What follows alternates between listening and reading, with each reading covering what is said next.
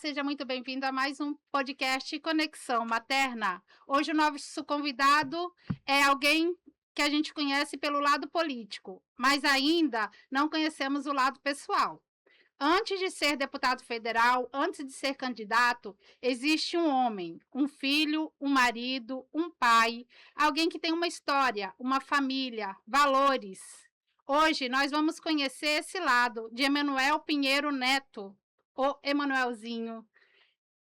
Vamos falar sobre família, paternidade, política, seu mandato, sua decisão para disputar novamente uma vaga na Câmara de Deputados. E, é claro, sobre mulheres, criança, adolescente, violência, feminicídio e proteção à família. Muito bem-vindo ao nosso Conexão Materna, Emanuelzinho. Eu agradeço o convite, uma honra para mim estar aqui com vocês. E aqui estão com a gente a nossa amiga de bancada, Andréa Zatar. Olá, bom dia, boa tarde, boa noite. Mais boa noite, porque os nossos ouvintes costumam nos assistir à noite. Confesso que fiquei surpreendida pela sua atuação.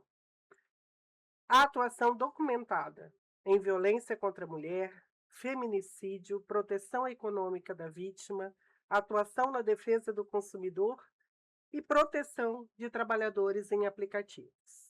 Sua atuação não está concentrada em pauta única. Há propostas em educação, trabalho, questões econômicas e tributárias, segurança, esporte, desenvolvimento urbano e infraestrutura. A política foi uma escolha genuína sua ou alguma forma parecia ser um caminho natural trilhado pela família? Pelo contrário, nunca foi uma escolha que eu tinha desde a minha infância. Eu nunca quis ser político, eu quis ser tudo na minha vida, menos político. Até porque, como filho de político, eu cresci em meio à exposição pública, a todo mundo fazendo julgamentos, positivos ou negativos, mas nunca sendo só mais uma criança, sempre é o filho de alguém, isso para mim nunca foi uma opção.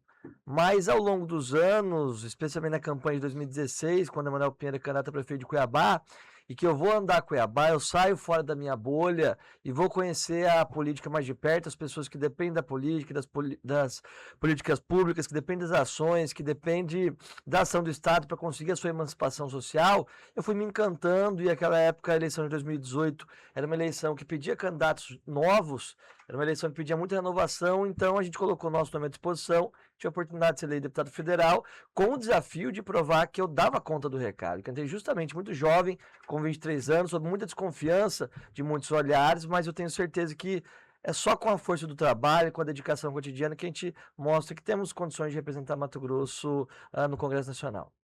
Antes de a gente adentrar na política, quem que é o Emanuel? Emanuel, filho, pai, marido? Um homem que tem uma convicção muito forte no vínculo, tanto espiritual quanto psicológico, afetivo, na importância da família, independente da forma de família, que a gente sabe que hoje ela é multifacetada. Eu sou muito ligado a meus pais, ao meu irmão, cresci a vida inteira com uma ligação muito forte. Me casei relativamente cedo em comparação com os meus colegas de geração de hoje. Tenho 2 filhos, sou pai da Lívia e do Luiz Emanuel, uma com 11 anos, o outro com 1 ano e 4 meses, faz dia 21 agora, 1 ano e 4 meses. São os amores da minha vida, são meu passatempo, meu hobby, meu pensamento cotidiano, tudo gira em torno deles. Final de semana, toda a minha vida geralmente é sempre com eles. Eu não tenho já tanto mais a fase dos amigos e tal, então estou dedicado a eles. Então é uma vocação, é uma alegria para mim, não é um peso, muito pelo contrário, é uma alegria. Eu acho que todo mundo na vida que tivesse a oportunidade e quisesse, claro, ninguém é obrigado, mas deveria experimentar essa alegria e também as dificuldades que nos amadurecem muito. Só quem tem os filhos para saber, especialmente nas várias etapas da vida. A minha mais velha está com 11 anos de idade, então já passamos essa fase de recém-nascido menorzinha, já passamos a fase da primeira infância, agora a fase do início da adolescência, ainda tem fase que eu sei que eu tenho que atravessar. E todas são muito únicas, muito distintas, muito diferentes e muito especiais, que a gente guarda muito no coração cada etapa da vida dos filhos. Então é uma coisa muito especial e só quem vive para saber o lado bom e as dificuldades que nos amadurecem também em ter a responsabilidade de criar um ser humano nesse mundo. E quando você resolveu entrar para a política, Uhum. ser filho de Emanuel Pinheiro, te trouxe uma pressão maior? Ah, sem dúvida, sem dúvida. Ah, principalmente carregam sempre colocam na nossa costas uma responsabilidade, um legado de meu avô também. Meu avô foi deputado estadual, deputado federal, MT 251, que liga Cuiabá Chapada, Emanuel Pinheiro, não por causa do meu pai, é por causa do meu avô. E isso gera uma responsabilidade, um peso, uma sobrecarga, uma comparação muito grande. Até porque eu e meu pai temos dois estilos muito diferentes. Ele é mais aguerrido, mais agressivo, às vezes eu sou mais de contínuo, mais na conciliação, mais um pouco mais dedicado aos projetos, às discussões político-econômicas do que a parte político-eleitoral, da qual ele vive no embate, ele vive do confronto, então a gente tem motivos muito diferentes. E cobravam de mim uma postura muito parecida com a dele. Mas com o tempo eu fui cada vez tomando mais convicção de que eu tenho que ser eu mesmo, eu tenho que ressaltar o meu potencial, as minhas qualidades, as minhas virtudes e aquilo que eu puder me inspirar nele, pegar de positivo e couber dentro da minha personalidade, das minhas habilidades, a gente vai fazer. Mas sem dúvida traz uma pressão, mas traz um capital político muito mais positivo do que negativo. Tanto é que eu tive a oportunidade de entrar aos 23 anos também, devido ao capital político, a história dele de pessoas que confiavam nele e acabaram confiando em mim por consequência. E você está colocando o seu nome novamente em disposição para o eleitor. Uhum. Por que continuar sendo deputado federal? Veja, eu, quando entrei na eleição de 2022, que foi a minha reeleição, eu já pensava se futuramente eu continuaria ou não continuaria. Ao longo do mandato, eu me tornei vice-líder do presidente Lula, me tornei responsável pela liderança do governo em algumas comissões, especialmente a Comissão de Agricultura e Finanças e Tributação. Entrei na relatoria do projeto de isenção do imposto de renda para quem ganha até 2 salários mínimos. Entrei na comissão de discussão da redução da escala 6x1.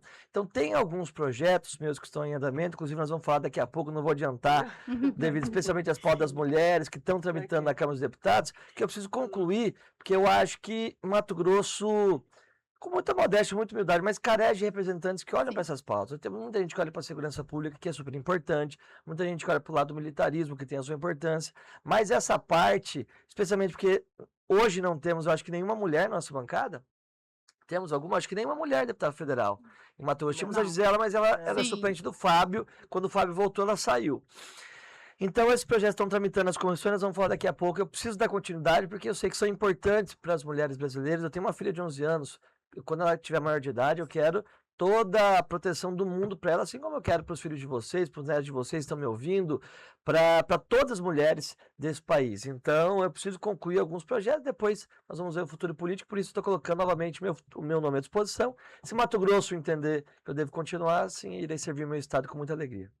Até porque em Mato Grosso nós somos, pela segunda vez, infelizmente, campeões em feminicídio, né? Exato. E de quem é a culpa? Há uma culpa cultural, aí há uma culpa também institucional.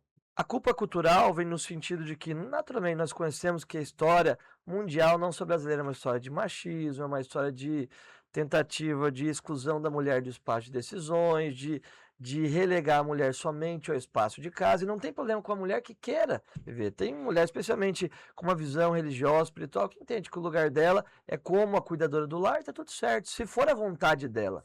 Agora, quando há uma imposição e começa a haver uma série de violências para conseguir colocar a mulher dentro de uma caixinha, e que isso começa com violência psicológica, passa pela patrimonial, passa pela violência moral, até que se chegue em formas mais extremadas de violência que vão desaguar no feminicídio. Essa parte é toda cultural e que a gente tem que trabalhar com prevenção, inclusive para mudar a cabeça das próximas gerações. Infelizmente a nossa já está meio que contaminada e com difícil a gente mudar quem já tem uma convicção formada. Eu tenho um projeto de lei aprovado, em coautoria minha com alguns outros colegas, que prevê a semana de conscientização contra a violência doméstica em todas as escolas do Brasil. E nós inauguramos, salvo engano, 2023 ou 2024 em Cuiabá, justamente para que a gente possa trazer para os jovens meninos a conscientização desse preconceito que muitas vezes são a bolha na qual eles vivem, eles precisam enxergar que alguns comportamentos não são naturais, e as mulheres, as jovens meninas, também enxerguem os indícios, não só para reconhecer na vida delas, mas também na vida de outras pessoas, da família e tudo mais. Então, essa parte cultural que a gente tem que combater com prevenção, com contra-ataque cultural também, que a mulher tem o espaço dela, a ascensão da mulher no mercado de trabalho também gera um certo ressentimento naqueles homens que acreditam que há uma superioridade natural entre o homem e a mulher e acabam se sentindo invadidos no seu espaço, que é uma completa bobagem, mas precisa haver essa desconstrução. Essa é a primeira parte. A segunda parte é a parte institucional. E aonde que isso entra? Primeiro, legislação penal. Segundo, sistema carcerário. E trabalho policial, não só repressivo, mas também preventivo. Por que tudo isso está concatenado e unido? E se eu estiver falando demais, me interrompa, por favor. Não, pode falar. É porque não dá para a gente mudar, por exemplo, só a legislação e achar que a golpe de frase feita a gente vai conseguir mudar o sistema. Vou dar um exemplo muito concreto. Nós temos uma lei que prevê que, para que o homem, seja ou feminicida ou responsável por violência doméstica, esteja condenado, ele tem que cumprir, a gente muda a lei de execução penal para que 75% do regime seja fechado. E isso porque muitas vezes ele já fica aquele tempo todo na cadeia, ruminando sair dali e ir atrás da mulher para agredi-la ou para tirar a vida dela. Estamos chegando a alguns casos extremos que a gente vê em alguns lugares do país, de tirar a vida dos filhos para atingir a mulher, que é o cúmulo do absurdo, pelo amor de Deus. Né? Pelo amor de Deus. Uhum. Então a gente coloca como 75%. Só que aí há um efeito colateral. Nós temos um sistema carcerário brasileiro falido. Nós temos aí cerca de 350 mil vagas, uma estimativa, e temos 750 mil presos. Então, você está com dó dos presos, leva para casa, já vem aquele clichê. Não é isso. Que a gente exige que, num sistema que a gente acredita que seja reeducativo ou ressocializador, ele não ressocializa ninguém. A gente sabe que as facções criminosas dominam os presídios e o cara que entra lá, muitas vezes ele precisa para sobreviver ali dentro, ou como forma de poder, ele sai já faccionado, ligado a uma facção. Então nós não temos um sistema ressocializador, então a gente joga o cara lá para dentro, ele sai pior do que entrou. Então se a gente não tiver um sistema e uma reforma penitenciária completa, mudando o nosso sistema de ressocialização, de cumprimento de pena, de qualidade dos presídios, para que haja uma possível ressocialização, inclusive na valorização do salário dos policiais, dos agentes socioeducativos, para que eles não sejam corrompidos por aqueles que estão comandando o mundo do crime de dentro da cadeia, as coisas não vão mudar.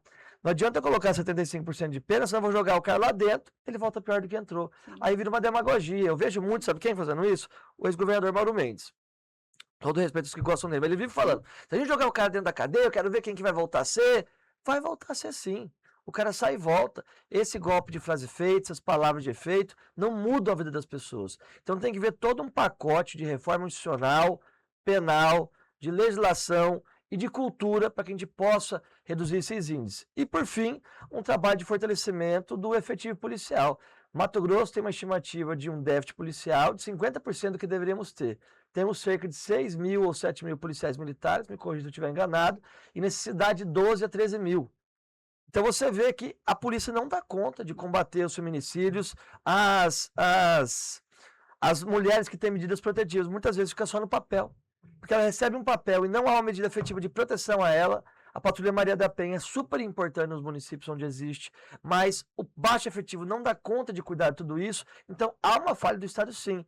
Especialmente quando a gente tem investimento de 2 bilhões de reais com B de bola no parque aqui, esqueci o nome do parque na saída para Chapada, e você tem mulheres morrendo, Mato Grosso batendo recorde, e a gente não faz esse investimento no cuidado com a vida das mulheres. Aí eu vi uma vez uma entrevista do governador, Mauro Mendes, dizendo, mas como que eu vou entrar na casa das pessoas, cuidar da vida das pessoas? Não é para botar uma segurança particular, não é isso.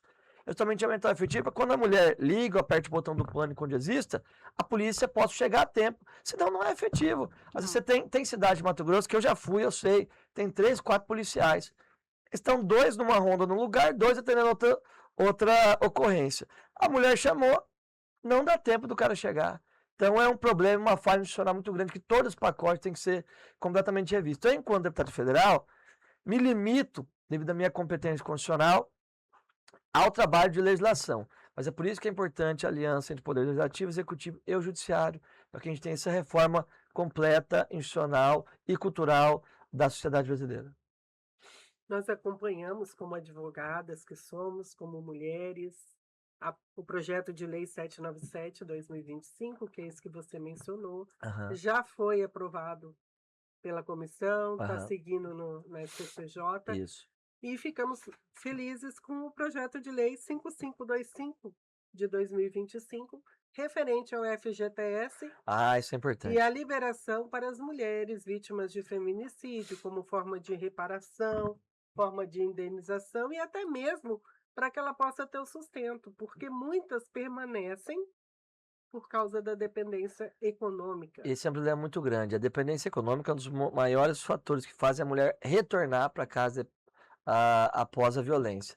Muitas vezes elas dependem financeiramente do marido, não têm autonomia, ficam com vergonha de sair e ter que voltar para casa dos pais. Isso é uma realidade que eu escuto das Sim. pessoas que já passaram por isso, que eu conversei com já conversei com várias mulheres de associações que já sofreram essa violência. E muitas vezes o cara alega que ele está endividado, ele tem um empréstimo consignado, ele tem já pensão que paga para outro filho, ele não tem dinheiro para dar para a mulher. Aí então ele gasta o dinheiro com a cerveja dele, com a festa, com os amigos, gasta com tudo, mas para a mulher ele não tem. Então a gente falou, então tá bom. Então o FGTS, que é uma poupança compulsória que o Estado faz, ali você tem. Então vamos autorizar o Estado brasileiro a mexer no seu FGTS para que você possa indenizar a mulher que você agrediu. Porque senão não dá, pô, a mulher é agredida, não tem a devida reparação social nunca mais, não tem a devida punição, porque muitas vezes o cara nem punido é. O mínimo que ela tem que ter é a indenização financeira para que ela possa seguir a sua vida, sustentar os seus filhos e ter a sua independência. Então, foi uma ideia que eu tive de algumas advogadas mulheres que trabalham nessa área da violência doméstica e que me sugeriram esse projeto e que nós apresentamos, está tramitando nas comissões. Eu tenho muita convicção de que até o ano que vem nós devemos ter ele aprovado na Câmara e no Senado. Isso é uma realidade já na vida de todas as mulheres brasileiras, aumentando um pouco mais a proteção às mulheres vítimas de violência. E como pai, o que mais te preocupa quando pensa na segurança das crianças e dos adolescentes? Minha esposa lá, ela conversa muito isso comigo. Ela vive falando, a gente vê essas notícias horrorosas o tempo todo sobre violência contra a mulher e a gente fica assustado. Sim, Porque muitas vezes o cara que comete esses crimes, você vê socialmente, com os amigos, ele é considerado aquele cara que é muito educado, respeitoso com os outros. Mas dentro de casa ele acaba se tornando outra pessoa. Então eu, como pai, naturalmente, tudo isso que eu carrego como experiência, ainda não de forma direta, porque minha filha só tem 11 anos, mas é algo que eu vou dialogar com ela, vou conversar com ela, porque a gente tem que ter muito cuidado. E a gente, o ser humano, se engana muito. E também o ser humano, para conseguir o que quer, se vende de muitas formas que não corresponde à realidade. Então, às vezes, quando a mulher enxergou a realidade, ela já está presa numa teia de relações afetiva, financeira, emocional, que se torna muito difícil ela sair. Por isso esse projeto de autorização de recolhimento do FGTS do homem para indenizar a mulher é tão importante para que a gente possa ajudá-la a sair dessa teia. Então é algo que eu me preocupo muito, que eu penso muito no diálogo com a minha filha, e não só com a minha filha, o meu filho, que hoje tem 1 ano e 3 meses, a gente também fala muito sobre isso. Quando ele estiver maior, a gente tem que também reeducá-lo sim. perante a sociedade que a gente tem, para que ele não seja um desses homens que comete esse tipo de violência. Não só a física, mas também a moral, a toda forma de violência que existe contra a mulher, que muitas vezes nós homens não enxergamos como violência. Isso é um comentário, alguma coisa, mas que alimenta essa cultura e que a gente tem que rever e estar reaprendendo, se reeducando todo dia. Quando o homem está num lugar, sai, vamos dizer, numa balada, está num lugar escuro, ermo, ele fica com medo de quê? De ser assaltado. O homem, E uma mulher? ela já fica com medo do assédio, da violência. E- E o homem muitas vezes se sente no direito, por estar nesse ambiente, de achar que tá tudo certo, que a mulher tá permitindo, que a mulher se colocou naquela posição porque ela tá buscando algo e não necessariamente assim. A mulher às vezes tá ali porque ela tá com as amigas, ou sabe? Então é uma realidade que a gente precisa mudar com muita urgência. E isso daí eu até admiro o senhor falando, porque ontem eu vi na televisão um candidato a deputado falando que as mulheres e o homem têm que ter a mesma pena, porque eles são iguais e são briga de família. Uhum, com certeza são. E veja, eu não nasci assim, é uma Sério?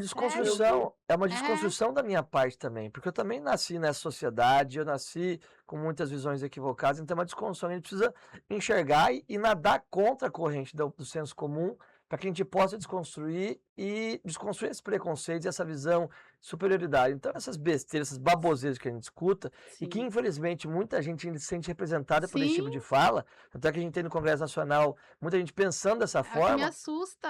é o que nos assusta. Então, Uhum.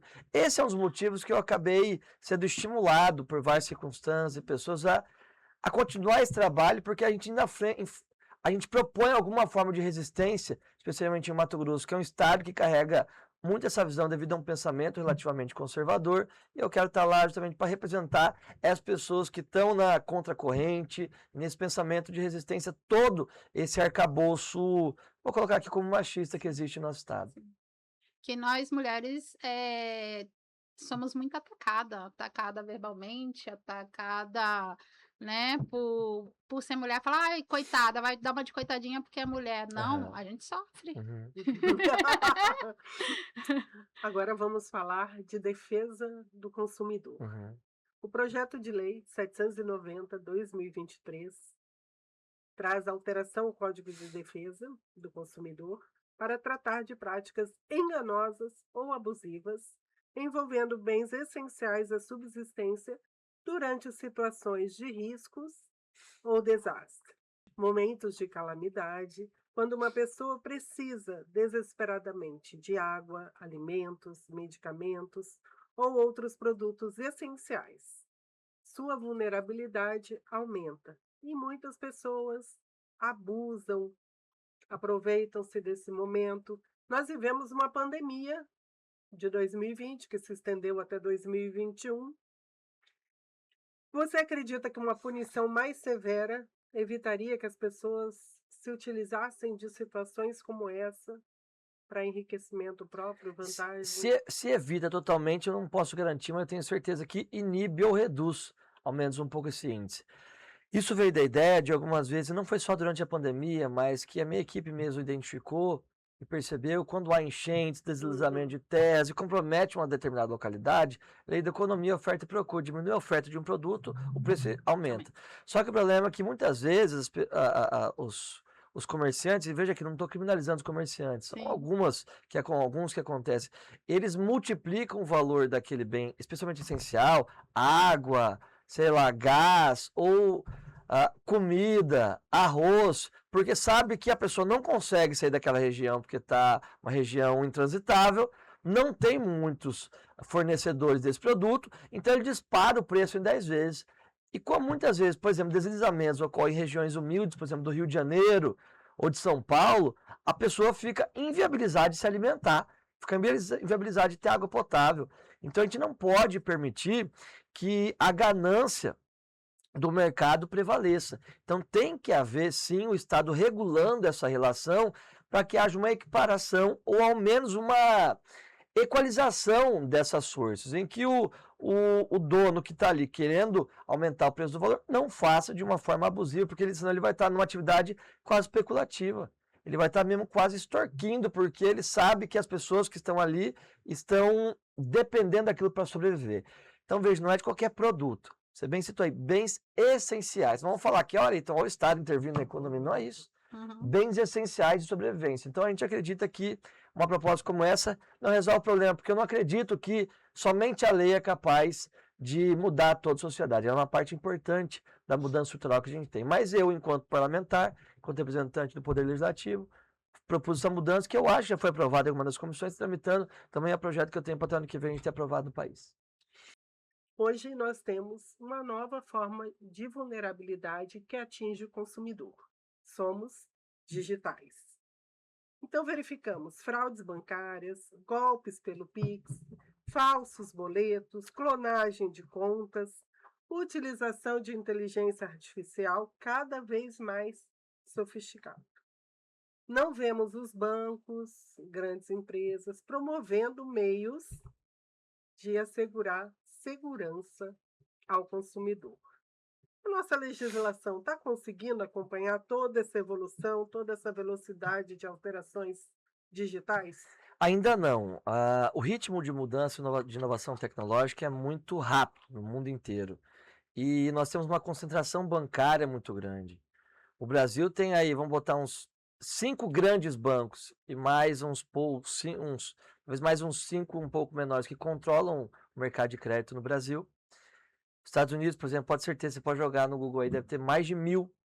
Então, esse poder de concentração bancária acaba gerando um oligopólio que inibe a inovação e a vontade dos bancos, do sistema financeiro, de acompanhar essa legislação, até porque eles não têm tanta concorrência, eles combinam entre eles ali, e se um não fizer, o outro não faz, é tudo certo, porque a concorrência não vai provocar essa busca pela proteção digital. E a gente vê que a cada dia, especialmente com a inteligência artificial, as mudanças bruscas que existem, inclusive na forma de fraudes, é assustador. E especialmente no mercado financeiro, onde a linguagem é difícil, técnica, a propaganda toda é feita de uma forma que você acaba caindo em contos de fada muito fortes, a gente exige do Banco Central e da política, da legislação brasileira, que haja uma cobrança e um conjunto técnico de normas, não só legislação dentro do Congresso Nacional, mas também de normas internas do Banco Central que regulam essa relação dos bancos e controle do sistema financeiro, de que haja uma imposição da necessidade desse controle. Para que haja um menor índice de fraudes. Porque quando é uma fraude, às vezes, que uma pessoa toma de R$100, é uma coisa. Agora, há fraudes que comprometem a renda inteira de uma família. E eu acho que o Congresso ainda não está conseguindo acompanhar essa mudança brusca. Por isso que na Comissão de Ciência e Tecnologia, inclusive, e na Comissão de Segurança Pública, já há o debate em relação a alguns projetos, estão chamando audiências públicas, representantes das Big Techs, representantes dos bancos, para que a gente possa, em conjunto, construir um arcabouço de legislação, que a gente possa coibir essas fraudes, porque não são situações fáceis de coibir. O sistema digital é muito complexo, especialmente também com essa inovação tecnológica, é tudo muito difícil de coibir. Então, o presidente do Banco Central, Gabriel Galípolo, está muito disposto nessa situação, e quando ele esteve conosco na Comissão de Finanças e Tributação, nós cobramos ele que, junto aos proprietários dos bancos, tivesse uma força-tarefa e um conjunto para que a gente apresente à população brasileira um conjunto de ações que possam prevenir essas fraudes e dar mais segurança à população quanto às fraudes bancárias e também quanto às fraudes digitais que existem junto às Big Techs, que devem sim ser responsabilizadas. Finalizando o bloco de defesa do consumidor, a gente quer levar a conhecimento dos nossos ouvintes o projeto de lei 11/2020, relacionado ao SMS dos combustíveis, que encarece muito o produto quando chega ao consumidor. Isso, vou explicar rapidamente o que foi ele. Na época a gente enxergava que, vocês são advogados, direito tributário, geralmente o imposto é calculado sobre uma base de cálculo e uma alíquota. Então, você tem um valor, vamos supor que um valor médio da bomba do combustível seja R$4, um exemplo, que era a época. Mas você tem uma alíquota, vamos supor, de 10% sobre esses R$4. O problema que estava havendo nesse cálculo é que havia algo chamado enriquecimento ilícito do Estado, que foi até jurisprudência reconhecida do Supremo Tribunal Federal, que reconhecia que o Estado brasileiro estava colocando uma média acima da média real calculada pela Agência Nacional do Petróleo, em relação à cobrança da alíquota sobre aquela base de cálculo. Então vamos supor, a base de cálculo da cobrança era R$4, se cobrava R$4,20, R$4,30. E dessa forma se cobrava a alíquota sobre esse valor, a alíquota permanecia a mesma, mas sobre esse valor se incidia um imposto maior, porque a base de cálculo tinha uma variação acima do que era real. Então isso acabava fazendo com que, com o imposto maior, os donos dos postos de combustíveis repassavam esse preço para o preço final. Então, quando a carga tributária exigia uma ampliação de 10 centavos, por exemplo, na bomba, eles aumentavam 20, 30 centavos. Então, a gente coibiu, mudou essa forma de cobrança. Hoje, a legislação nacional não mais cobra em base de cálculo e alíquota, mas por um valor fixo, X, de metros cúbicos, de litros cúbicos, ou algo assim, eu não lembro exatamente a medida, mas é um valor fixo. E passando aquele valor fixo da quantidade de combustíveis, você tem uma cobrança a mais no valor, justamente para que não haja essa manobra do Conselho Nacional de Fazenda com o secretário de Fazenda em se cobrar uma base de cálculo maior, disfarçando, dizendo o seguinte, não, a alíquota é a mesma, então não subiu o imposto. Quando subiu, sim, e assim a gente consegue coibir a flutuação dos preços dos combustíveis, especialmente nos momentos de maior especulação. Quando há uma crise internacional, por exemplo, quando começou a época, foi até a época que eu propus o projeto de lei, guerra entre Rússia e Ucrânia. Houve um choque de oferta, uma diminuição de oferta de petróleo, por exemplo, o preço do combustível subiu. Mas aí alguns donos alguns estados brasileiros estavam cobrando uma média da alteração da base de cálculo, uma flutuação maior do que a real. Então a gente coíbe isso, fazendo com que o preço esteja um pouco mais próximo da realidade após a imposição da tributação do Estado brasileiro. Não sei se ficou claro, é um assunto técnico, Sim, difícil. sim. Vamos falar das nossas crianças e dos nossos adolescentes. O Brasil possui leis de proteção à infância, mas ainda temos casos de abuso, exploração sexual, violência física e psicológica. Por que isso continua acontecendo? Um fator cultural, um fator de a gente conscientizar também, e isso deve ser feito também com propaganda, na minha opinião, do Estado e patrocinado pelo Estado brasileiro, de que grande parte, a maioria, eu não sei o percentual, mas a maioria dos casos ocorrem dentro de casa. E os conselhos tutelares, você acha que ele tem estrutura suficiente para lidar com esses casos? Nós sabemos que não tem. Sabemos que não tem. Então, primeiro, a conscientização de que esses atos acontecem dentro de casa. Sim. É o pai, é o tio, é o padrasto, a maioria esmagadora. Inclusive utilizando muitas vezes da criança para utilizar imagens e vender para ganhar dinheiro com imagens referentes à pedofilia. Sim. Então, isso é um assunto muito grave, que tem que haver uma conscientização, tem que haver, e há projetos no Congresso Nacional tramitando nessa natureza, uma maior punibilidade, mas é aí que eu digo, a punibilidade tem que estar associada à reforma do sistema penitenciário brasileiro, para manter dentro da cadeia quem tem que manter, ressocializar quem é ressocializável mesmo, não botar os caras ligados com outros criminosos que vão sair dali pior do que entraram, reforçar a estrutura dos conselhos tutelares, das polícias civis que realizam essa investigação, mas eu acho que essa conscientização é tão importante para que as pessoas percebam, porque geralmente só percebe depois que aconteceu. Sim. E muitas vezes, infelizmente, algumas mães ou responsáveis se tornam negligentes. Eu não estou falando isso com base na minha opinião. Sim. As condenações, os inquéritos policiais têm mostrado que, infelizmente, os pais ou os tios responsáveis ou avós têm se tornado cúmplices dessa natureza para obter algum ganho pecuniário também. Sim. Com a venda de imagens. Estou falando aqui só no caso do abuso. Então tem que haver uma atuação forte de Conselho Tutelar, Ministério Público, da legislação brasileira, para, nesses casos, tem que haver um processo mais imediato, um procedimento sumário de retirar dessas crianças da mão dessas pessoas. Porque se fez uma vez, por que não vão fazer uma segunda no momento de dificuldade financeira, uma terceira? Infelizmente é um drama Sim. muito grande na vida da criança e por isso que o Estado brasileiro também tem que ter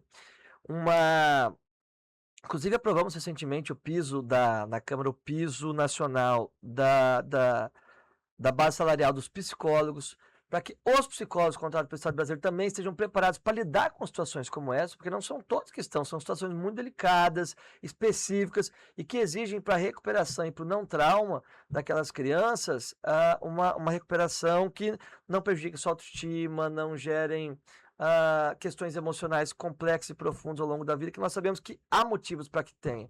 Até porque a psicologia, pelo um pouco do que eu estudo, mostra que não é o fato em si, na época, quando a criança não tem noção do que está acontecendo, Sim. que gera os transtornos, mas quando ela toma consciência do que aconteceu e passa a reinterpretar o mundo sob a lente de que quem devia me proteger me deixou mais vulnerável, quem devia me proteger me agrediu, quem devia me proteger falhou comigo. Isso gera um problema muito grande. Então são formas de punição, fiscalização, realocação daquela criança, cuidado psicológico, então toda uma estrutura do Estado brasileiro que precisa ser modificada. Não é algo que vai ser feito do dia para a noite, infelizmente, mas é algo que eu vejo de colegas meus deputados que têm uma atuação muito focada nessa causa, tramitando na Câmara dos Deputados, tem uma esperança de que a médio e longo prazo isso possa melhorar, mas também os conselhos tutelares têm que ser mais valorizados. Vou dar um exemplo aqui. Na gestão do prefeito Manuel Pereira em Cuiabá, sob uma articulação minha de alguns vereadores, nós atualizamos e aumentamos o salário. Não é a estrutura toda, mas o salário dos conselheiros tutelares. Em Cuiabá, eles têm o maior salário entre as capitais do Brasil. Justamente porque se não tiver melhor salário, não vai estar motivado, não tem a devida a motivação, o devido entusiasmo, e acaba muitas vezes levando com a barriga, e aí Sim. quem fica vulnerável são as pessoas que mais precisam da atuação deles. E uma coisa que eu falo para as mães, quando uma criança chega para você e pergunta, e fala: "Mãe, o tio, o vizinho mexeu comigo", nunca coloca dúvida na cabeça da criança, nunca pergunta: "Você tem certeza?". Se ela tá falando, você senta e conversa com ela, nunca coloca essa dúvida na cabeça dela, porque criança às vezes não sabe, né. Até um exemplo aqui, não fazendo defesa, mas Uhum. eu vi recentemente o filme da Elisa Matsunaga, Sim, que saiu aí eu vi no também. streaming, e justamente mostra que ela era vítima desse abuso do Sim, padrasto, e ela contava para a mãe, e a mãe ficava do lado do padrasto e não dela. dela. Uhum, Isso gerou existe. uma série de consequências emocionais. Então, Sim, assim, como ela, existem milhares, infelizmente, sim. de meninas e meninos brasileiros que passam por isso.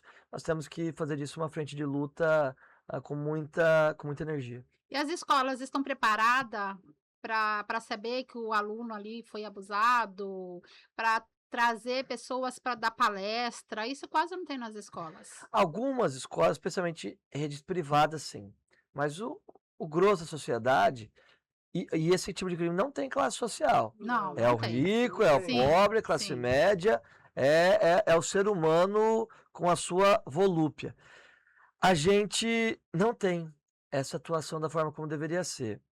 E há necessidade, e eu sei que na campanha do presidente Lula, nessa campanha de eleição, está havendo uma mobilização dentro da sua equipe de campanha para que, entre as propostas e a possível execução, se houver a reeleição dele, um pacto nacional e uma convocação de, primeiramente, presidente da República, governadores e prefeitos de capitais, e depois para se estender aos prefeitos de regiões metropolitanas e depois aos prefeitos do interior, para dar conta de fazer tudo de uma vez, são mais de 5 mil municípios, para que haja uma coordenação nas ações entre o que é de competência da União, dos estados e dos municípios, no que tange à conscientização no ambiente escolar dessa realidade. Porque muitas vezes a criança que sofre disso, especialmente criança de 5, 6 aninhos, ela não percebe que isso está acontecendo. Isso está acontecendo, ela vai perceber quando ela cresce ou quando alguém fala, ela nota. Tanto é que há muitos relatos de que isso acontece quando há uma palestra na escola, a professora fala em uma sala de aula, e o aluno vai chegar na professora, aconteceu algo parecido comigo. E aí é encaminhado ao conselho tutelar, sabe? sim, Então eu espero muito que essas políticas saiam. E eu não vou ficar aqui vendendo que o Emanuelzinho vai resolver tudo sim. sozinho, porque é impossível. Há necessidade dessa Não. coordenação nacional. Eu tenho muita esperança de que o presidente Lula, se houver esse quarto mandato dele, haja essa atuação para que a gente tenha um princípio de uma atuação mais enérgica e mais combativa contra esse tipo de crime. Agora vamos falar de empregadas domésticas. Uhum, Você apresentou um projeto, a Semana Nacional de Conscientização sobre os Direitos das Empregadas sim. Domésticas. Realmente, além de ser uma atividade preponderantemente feminina, ainda tem muita informalidade, mesmo após a aprovação da PEC, mesmo após a inclusão e regularização da atividade, informalidade e desvalorização do trabalho, Sim. exploração, extensas jornadas, baixas remunerações. O que a gente pode esperar dessa semana? Primeiro é importante dizer o seguinte: eu proponho muitas vezes essa legislação porque eu não acredito só no poder coercitivo do Estado. Eu acho que o Estado, enquanto um agente conscientizador, e não está de forma unilateral. Senão as pessoas pensam assim, ó, é o que veio da cabeça do presidente da República, ele vai colocar a ideia pessoal dele. Não, Não. é o conjunto da sociedade, por meio dos seus representantes do Congresso Nacional, que estão apresentando essas ideias. E a conscientização para chamar a atenção que muitas vezes tem a PEC das domésticas, apresentada até por um deputado de Mato Grosso, Carlos Bezerra, mas muitas vezes, especialmente no interior do Brasil, nos rincões onde estão longe das regiões metropolitanas, essas mulheres majoritariamente não têm conhecimento dos seus direitos. E é importante fazer o diagnóstico também de uma sequela social que há no Brasil, de que 70%, 80% delas são negras, mulheres negras. Isso não é um acaso. Isso vem fruto de um Brasil que teve um passado escravagista muito forte, que teve uma carta de alforria que liberou os escravos de uma forma totalmente brusca do dia para a noite, não preparou para que essas pessoas fossem recebidas na sociedade. Ao mesmo tempo, fez uma política de imigração muito forte, em que houveram a vinda de portugueses, italianos e tantas outras nacionalidades para o Brasil, com qualificação muito acima das pessoas que tinham sido escravizadas. Então, se relegou a essas mulheres o trabalho que é menos reconhecido socialmente, que é o trabalho manual. Nós temos um motivo para que as mulheres tenham esse estereótipo. Isso é uma sequela social e não é uma coincidência. É o primeiro ponto que a gente tem que entender. Segundo ponto, há um abuso cultural muito grande dessas mulheres. Como são muitas vezes mulheres menos instruídas, mulheres com poder de barganha menor em relação ao seu patrão, elas sofrem abusos e coerções, muitas vezes até mesmo em relação à negociação de seus direitos. É por isso que eu não acredito nunca, minha opinião pessoal, quando dizem que deixa o trabalhador negociar com o patrão. Não dá conta, porque o poder de barganha do patrão é muito maior. Eu sei que às vezes é pesado pro empresário, eu sei que às vezes é sobrecarrega, nós temos que buscar ajuste na carga tributária, na desoneração da folha de pagamento, mas entre a negociação entre o patrão e o empregado, por mais que muitas vezes tem o empregado também que faz a sua sacanagem, prejudica, tem a má fé, mas majoritariamente nessa relação o empregado, especialmente o doméstico, é menos favorecido. Então, dentro desse contexto, há uma necessidade imediata e urgente da conscientização dessas mulheres, que são majoritariamente mulheres, de que elas têm direitos, que elas não estão numa relação de escravidão. E eu falo de escravidão mesmo, porque parece que a escravidão ficou lá no século XX, mas quantas vezes nós estamos vendo operações policiais de mulheres que ficaram 50 anos trabalhando na casa da família, como se fosse na casa grande, e que não saíam de lá, viviam lá, não tinham seus direitos garantidos, viviam sob um regime de escala trabalhando 7x7, sem descanso, e a pessoa até perdia o senso de reivindicação dos seus direitos. Ela nem se tocava mais de que cabia a ela reivindicar um espaço de trabalho que não fosse aquele. Ela não tinha mais esperança ou perspectivas. Então, tudo isso é muito importante para que a gente previna situações como essas aconteçam.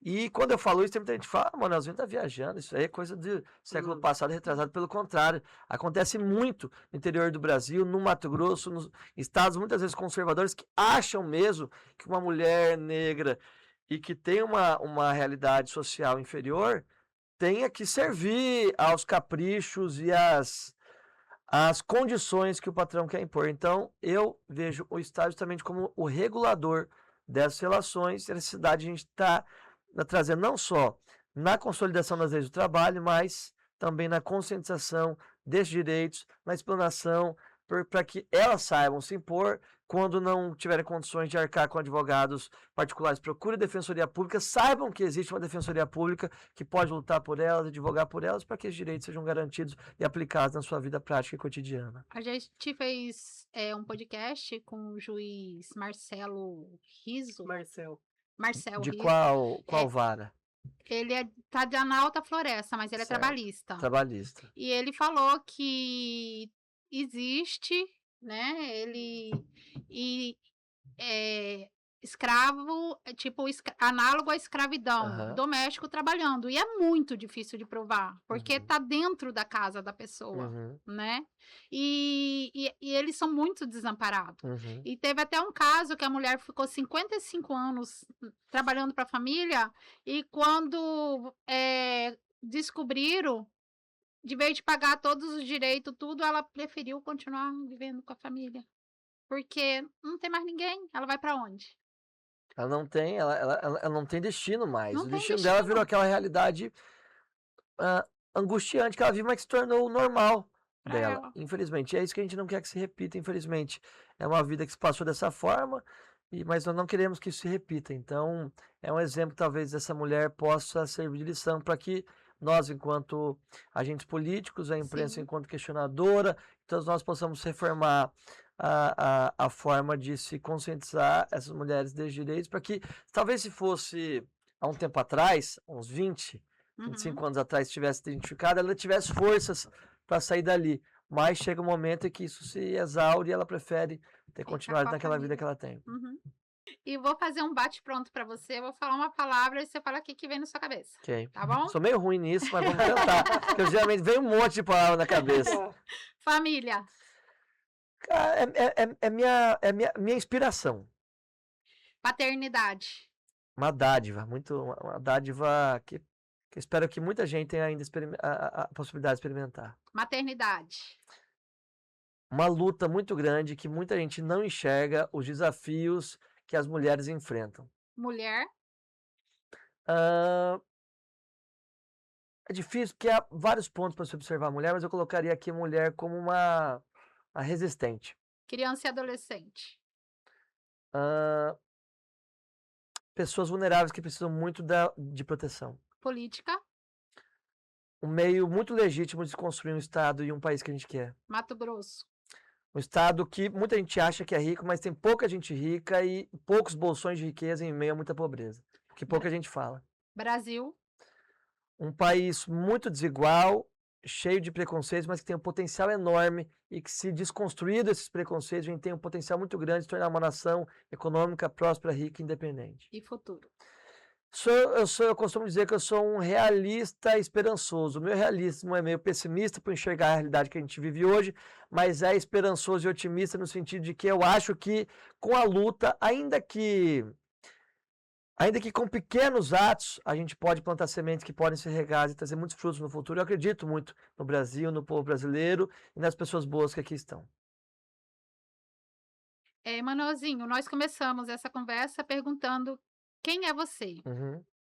E agora eu quero terminar perguntando sobre o político. Você está pedindo ao eleitor mais uma oportunidade para você representar em Brasília. Então, pensando justamente nas famílias que nos acompanham, nas mães, nas mulheres, nas crianças e nos adolescentes, qual um compromisso que você está disposto aqui hoje no Conexão Materna, para que o seu próximo mandato faça diferença na vida dessas pessoas?